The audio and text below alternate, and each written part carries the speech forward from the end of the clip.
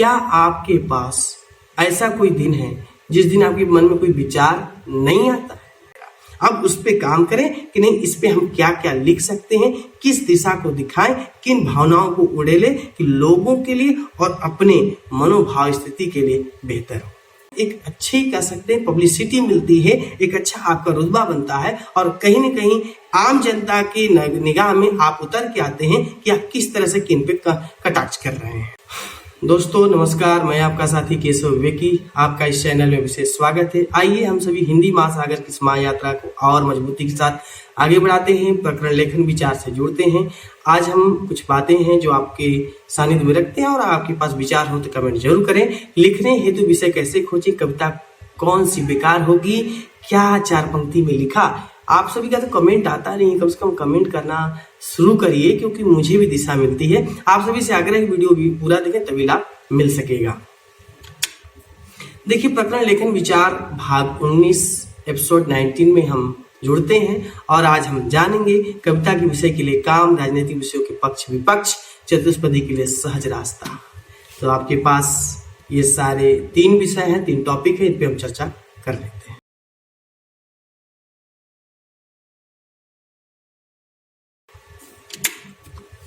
तो देखिए भाई, लेखन विचार में कविता के लिए विषय के लिए काम कैसे करेंगे, बहुत ही सोचने वाली बात है। लेकिन एक पॉइंट मैं आपसे कहता चलता हूं, क्या आपके पास ऐसा कोई दिन है जिस दिन आपके मन में कोई विचार नहीं आता? कमेंट कर दीजिएगा। मुझे आशा है कि ऐसा कोई नहीं है जिसके मन में कोई विचार आता ही नहीं है। और जब विचार आता है, यदि उसको हम एक सही दिशा दे दें तो अपनी कविता तय है। तो कविता आपके विचारों पर, आपके मनन पर, मंथन पर आगे बढ़ती है। अपनी दैनिकी से विषय की खोज हमें बाज की निगाहों की तरह रहकर करनी पड़ती है। निगाह बाज की होती है, आसमान में होता है, लेकिन नीचे कैसे वो देख करके अपना शिकार लेके उड़ लेता है। तो उसी तरह से एक रचनाकार का भी जो दैनंदिनी है उसमें से वो कैसे विषय उठाता है, जीवन के आयामों से, एक एक क्षणों से वो ऐसे कविता लेके आता है कि लोग सोच नहीं पाते। ऐसी मेरी खुद की बहुत सी कविताएं हैं जो मैंने ऐसे ही चलते अपनी नित्य व्यवस्था से लेके आया। तो कहीं ना कहीं कविताएं निकल के आती हैं। तो आप उस पर सोचेंगे, शोध करते रहेंगे, खोजते रहेंगे। जब आपका मन स्थिति उस खोज में रहेगा तो निश्चित ही मिल जाता है। कविता हर गतिविधि के आयामों के हर क्षण से निकलना संभव है, पर तथ्य सटीक हो, मतलब वो बात वैलिड हो, सही हो। ऐसा ना हो कि एकदम काल्पनिकता का छोर हो। जैसे हम किसी को अगर चोर समझ रहे हैं तो चोर के समझने के पीछे की मन स्थिति क्या रही है या उसकी गतिविधियां किस प्रकार की रही है कि उसको हम चोर समझ पाए या चोर कह दिए। तो इस सारी चीजों को अगर हम सटीक ढंग से जब करते हैं तो अपने आप कविता का एक स्वरूप बनने लगता है। विचार और दृश्य के बीच रचनाकार का अपना व्यवहार जैसा करता है वैसी कविता होती है। निश्चित तौर पे आपके मन में विचार क्या आ रहा है, सामने आपको क्या दिख रहा है, ये सारी दोनों के बीच में जो हम अपना स्वरूप या कह सकते हैं उसमें मनन मंथन कर ले आते हैं तो एक कविता का निर्माण। तो करके देखिए, कहीं ना कहीं खुशते रहिए, विषय आपको निकल के आएगा। सुबह और रात्रि सोने से पूर्व तक सजगता के साथ मन करे तो विषय तय हो जाता है। बहुत बार ऐसे विषय आते हैं, हम लिखते हैं या छोड़ देते हैं, लिखते हैं या छोड़ देते हैं, लिख देते तो कविता तय है, नहीं लिखे तो कोई बात ही नहीं है। और ऐसे हर रोज विषय आते रहते हैं, जाते रहते हैं, आते रहते हैं, जाते रहते हैं। कितने लोग कहते हैं कि विषय सर मिलता ही नहीं है। मुझे लगता है कि वो वास्तव में विषय को पकड़ते नहीं है। जिस दिन वो पकड़ना शुरू करेंगे, कैच करेंगे ये विषय है मेरा, अब उस पे काम करें कि नहीं, इस पे हम क्या क्या लिख सकते हैं, किस दिशा को दिखाएं, किन भावनाओं को उड़ेले कि लोगों के लिए और अपने मनोभाव स्थिति के लिए बेहतर हो। ये अगर हमने सटीक कर लिया तो कविता फिट है। कुछ विषय ऐसे होते हैं जो कभी भी ध्यान में आ जाते हैं, बस लिखना जरूरी है। एक रचनाकारों के लिए हमेशा कहा गया कि पॉकेट डायरी और एक कलम साथ रखिए। वो कब भाव, कब क्या विचार कैसे आ जाए कहना अनिश्चित है। और आप जो लिख लिए वो आपका है, जो छोड़ दिए वो आपका नहीं है। कविता के विषय का मिलना कठिन है, उससे कहीं ज्यादा उसके धरातल को मजबूत करना। अब ये धरातल क्या है? कविता आप कितने कड़ी में लेके चल रहे हैं, उसके कितने बंद बना रहे हैं, उसमें और भी लय तुक ताल क्या रखना चाहते हैं, ये सारी धरातल का विषय है। अब इसको जब आप सटीक जोड़ लेते हैं, समझ लेते हैं, खोज लेते हैं, तो कविता आसान हो जाती है। वरना अचानक बैठ गए, 2 लाइन लिखे फिर आगे, 2 लाइन लिखे फिर आगे, ये भाव हमेशा बना रहता है। इसीलिए सारी चीज को खोज के बैठना चाहिए।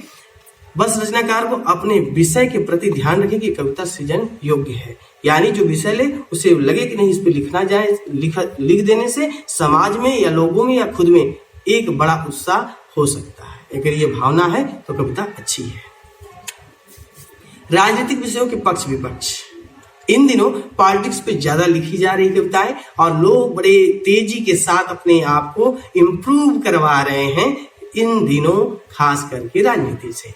अब ये समझिए कि जितने रचनाकार हैं, हाथ जोड़ के मैं पहले ही क्षमा मांग लेता हूँ, क्योंकि क्षमा मांगने में मुझे भी थोड़ा सा दिक्कत स्टार्ट लग रही है, क्योंकि कविता लिखने वालों में यदि उनका दिल और हृदय साफ है तो क्षमा मांगने की आवश्यकता नहीं है, लेकिन कहीं न कहीं छलबल तो होता ही है, राजनीति है ना भाई। तो मैं आपके साथ राजनीति नहीं कर रहा, लेकिन राजनीति है। अब ये समझिए कि आप राजनीतिक कविता लिख रहे हैं तो लपेटे में नेताजी में तो आप आ नहीं सकते हैं, जहाँ सामने कांग्रेस का कोई बैठा होगा, आम आदमी का बैठा होगा, भाजपा का भी बैठा होगा, सपा का बैठा होगा, यानी कि भारत देश के जो बड़ी छोटी सारी पार्टियां, राजनीतिक पार्टियां हैं, उनके वहां कोई न कोई द्वंद्वी व्यक्ति आके बैठे होंगे सम्मान के साथ, और कोई एक न्यूज एंकर होगा जो आपसे कहेगा सर इन पे टिप्पणी कर दीजिए, सर आप इनके ऊपर टिप्पणी कर दीजिए। ये होता है, इससे आपको शायद एक अच्छी कह सकते हैं पब्लिसिटी मिलती है, एक अच्छा आपका रुतबा बनता है, और कहीं न कहीं आम जनता की निगाह में आप उतर के आते हैं कि आप किस तरह से किन पे कटाक्ष कर रहे हैं। लेकिन आप सभी तो वहां पहुंचेंगे नहीं, जब वहां पहुंचेंगे नहीं तो उस प्रकार की रचनाएं लेके क्या करेंगे। ऐसा थोड़ा है नहीं कि व्हाट्सएप यूनिवर्सिटी में फॉरवर्ड करते रहो, फेसबुक के वाल पे आप डालते रहो और इस तरह से आसपास के लोगों के बीच में आप अपना चेहरा और खराब कर दो, आपका अपना व्यवहार खराब कर लो, लोगों की निगाहों में बस ये हो जाए कि आप उनके गुण गाते हैं, आप उनके गुण गाते हैं। इस तरह से आपका चौकतानंद लेखन है, ये रचना है, ये आज के लिए नहीं लिख रहे हैं, आज के 10 साल 15 साल बाद फिर रचनाएं खुलेंगी। आप उस समय ये सोच के देखिए, जिस सत्ता के पक्ष में अगर आप लिख रहे हैं, कल उस सत्ता का व्यक्ति ना हो तो आप क्या करेंगे उस रचना को लेकर के, किस बात का कटाक्ष करेंगे। जबकि हमेशा सवाल जो सत्ता में होता है उससे किया जाता है, फिर तो आपकी कविता धरी रह जाएगी। यदि आप उनका गुणगान कर रहे हैं अभी से, तो उस समय कहेंगे तो वही है कि भैया तब भी चाटुकार थे, अब भी चाटुकार है। अपने आप को बचाना एक रचनाकार के लिए बहुत बहुत मुश्किल काम है, एक राजनीतिक पृष्ठभूमि पे। एक रचनाकार के लिए राजनीति में प्रकाश डालना जरूरी है, पर दायरे से बाहर, मतलब कि जो सत्ता में बैठा हो उससे सवाल करना है जनता के पक्ष का, यानी कि जनता की वो सब बातें जो वो जनता से डायरेक्ट नहीं ले सकता या जनता उन्हें दे नहीं सकती, तो रचनाकार बताता है कि ये आवश्यकता है, जिस पे आपको काम करना चाहिए। आलोचना इस बात का काम बताया गया, आपने किया नहीं। पहले तो पहला काम है कि काम बताना चाहिए, फिर बताना चाहिए कि आपने काम किया नहीं। ये 2 पॉइंट हमेशा नोट रखिए, तब आप एक अच्छे रचनाकार होंगे। किसी पार्टी की कठोर आलोचना या चाटुकारिता रचना धर्मिता के विरुद्ध माना जाता है। आप चाहे उनके गुणगान करिए, चाहे चाटुकारिता करिए, बहुत कोई काम का नहीं है।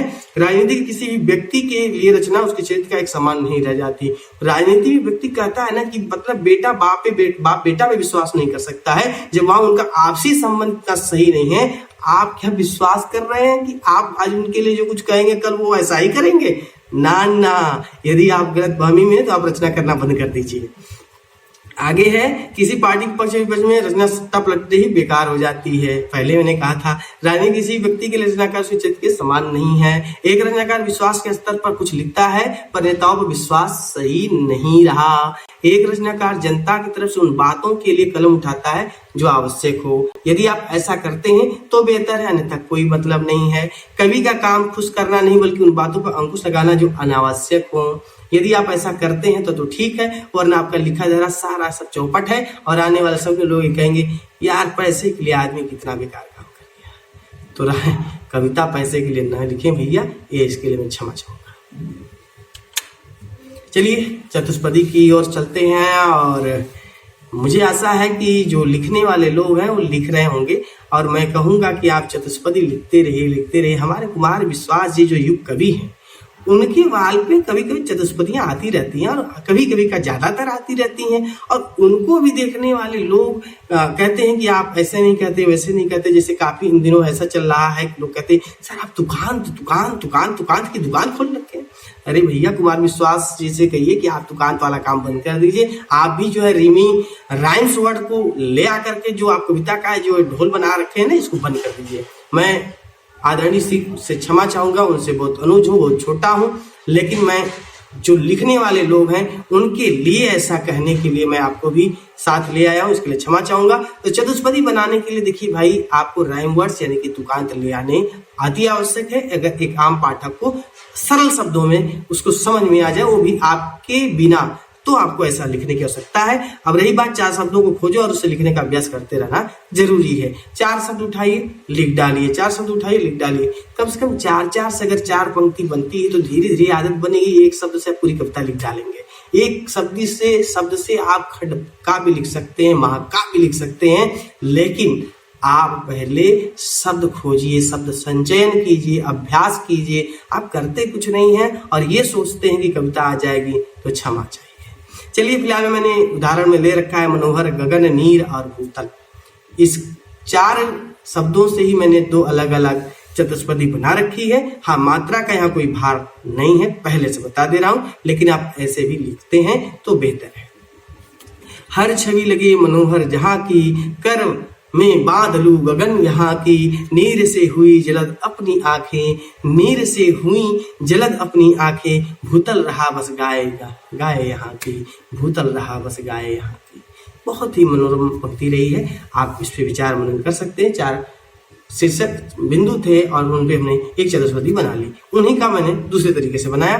गगन हमारा धरा हमारी, गगन हमारा धरा हमारी, चलो ले आए नीर सारी, भूतल को हरा है बनाना, भूतल को हरा है बनाना, हो हवा मनोहर विचारी, हो हवा मनोहर विचारी।